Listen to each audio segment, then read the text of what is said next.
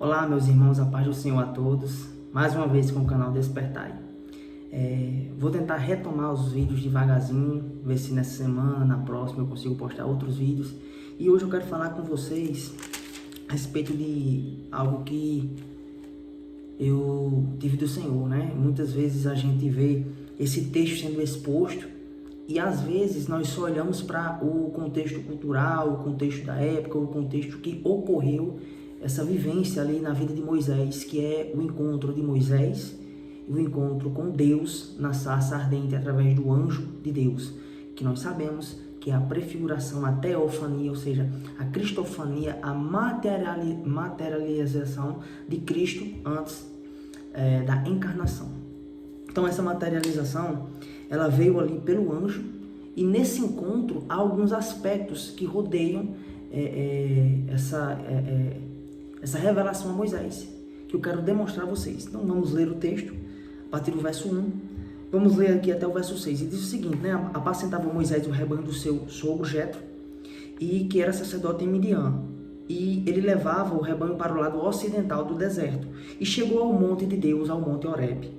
Apareceu-lhe então o anjo do Senhor numa chama de fogo no meio de uma sarça. Moisés olhou e eis que a sarça ardia no fogo, mas ela não se consumia. Verso 3. Então disse consigo mesmo, irei para lá e verei essa grande maravilha ou essa grande visão. Por que a sarça não se queima? Pergunta Moisés. Verso 4. Vendo o Senhor que ele se voltava para ver, Deus, do meio da sarça, o chamou e disse, Moisés, Moisés, e ele disse, eis-me aqui. Deus continuou, não chegues para cá, mas tira a sandália dos teus pés, porque o lugar que você pisa é terra santa. E no verso 6, para terminar, disse mais, eu sou o Deus de teu pai, Deus de Abraão, Deus de Isaac, Deus de Jacó. Então Moisés esconde o rosto, porque temeu olhar para Deus. Olha que interessante. A palavra para sarça, no hebraico, é siné, que significa nada mais nada menos do que um arbusto espinhoso. E a palavra Sinai, no hebraico, é Sinai. E elas têm uma similaridade. Na verdade, alguns estudiosos dizem que a palavra sarça ou Sinai estão ligadas porque no Monte Sinai havia muitas sarças. Era um ambiente onde havia muitas sarças. Então, as raízes destas palavras estão conectadas. Então, isso me dá algo que, às vezes, o texto lido rápido não nos traz. O Monte Sinai era um monte conhecido ou uma região conhecida por ter muitas sarças. Mas havia uma sarça diferente no meio daquele monte que chamou a atenção de Moisés. Uma sarça no meio de várias. Uma sarça que recebeu a chama de Deus, o Espírito Eterno, e não consumiu a matéria humana. E olha que interessante. Nós vemos que alguns aspectos de sinais que vão ser dados a Moisés nesse monte para que Moisés vá libertar o povo de Israel são aspectos da encarnação de Cristo ou da sua obra redentora. Tentarei mostrar isso em vídeos futuros, possivelmente essa semana ou a próxima. Então, qual é a representação de Deus vindo até uma sarça para falar com Moisés? Muitos estudiosos vão dizer que a sarça simboliza o próprio Moisés, humilhado, esquecido,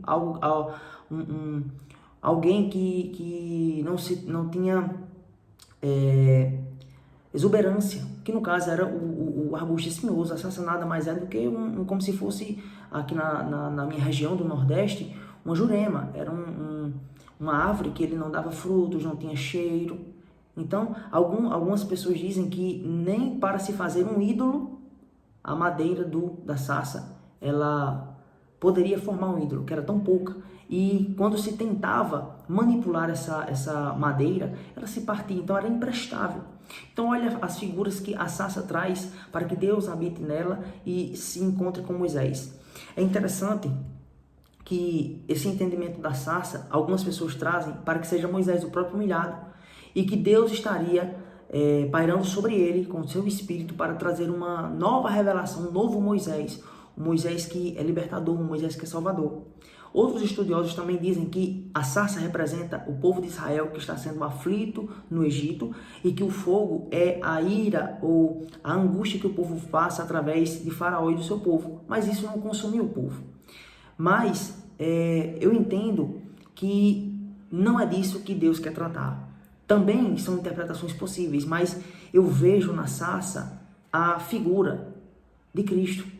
Porque a própria palavra sarça significa arbusto espinhoso. É a primeira vez que a palavra espinho aparece na Escritura é em Gênesis 3. Quando o homem, através do pecado, agora vai trabalhar de forma laboriosa, onde ele vai ter fadiga. E o pecado fez com que a terra produzisse espinhos. Então, espinhos têm uma ligação direta com o pecado. E essa foi a condição do homem após o pecado. Um homem que não poderia mais produzir um bom aroma para Deus, como nós vemos isso em 2 Coríntios, o bom aroma de Cristo. Um homem que não iria produzir mais boas obras através de si, da sua essência, porque agora sua essência era pecaminosa. Só iria demonstrar, produzir espinhos, amarguras, iras, homicídios. Tudo isso é a ligação com espinhos.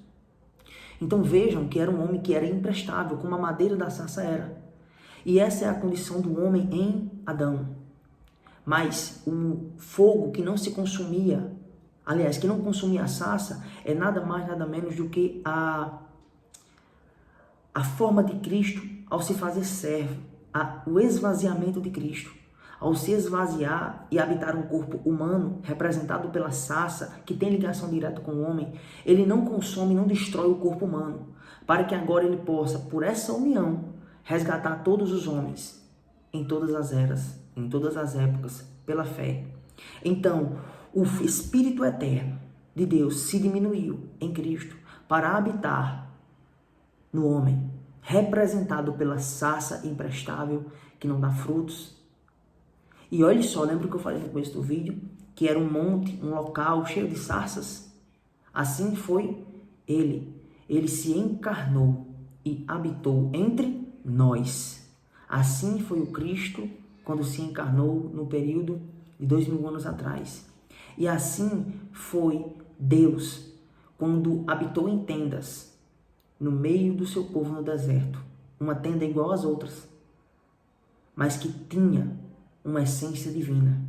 Então, meus irmãos, eu quero só ler um texto de Isaías 53, um texto muito conhecido por nós cristãos, onde nós defendemos aqui a messianidade de Cristo, ou do servo que viria, onde derramaria sua alma, sua vida na morte. E olha que interessante. Eu quero que quando eu leia esse texto, você mentalize a figura de Cristo e a figura da sarça recebendo o Espírito. E toda essa história que eu falei da sarça. Quem creu em nossa pregação e a quem foi revelado o braço do Senhor, porque foi subindo como renovo perante ele e como uma raiz de uma terra seca. Ele não tinha aparência ou boa formosura. É assim a condição da sarça. Nós olhávamos para a sarça, mas ela não tinha nenhuma beleza que nos agradasse. Era desprezada e a mais rejeitada entre as árvores. Era uma árvore de dores e que sabe o que é padecer. E como um de que os homens escondem o rosto, era desprezada e dela não fizemos caso algum. Era uma árvore de quem os homens escondiam o rosto. E o que é dito no Êxodo 3? Que quando Deus se apresenta como o Deus do seu pai, de Abraão, de Isaac e Jacó, Moisés esconde o rosto, porque temeu estar diante de Deus. Então, assim foi o esvaziamento de Cristo e foi declarado, revelado, manifestado em mistérios a Moisés, no monte de Deus, através de uma árvore imprestável, mas que com a revelação do Espírito de Deus nessa união, trouxe a Moisés um espírito de confiança, de poder, de profetização, de intrepidez, para estar diante de Deus e diante dos homens, representando o próprio Deus. Então, meus irmãos, é isso que eu trago para vocês hoje. E que eu vou lutar com todas as minhas forças para que eu retome o canal e pouco a pouco possamos aí, juntos, contribuir para o reino de Deus. Deus abençoe todos vocês. Amém.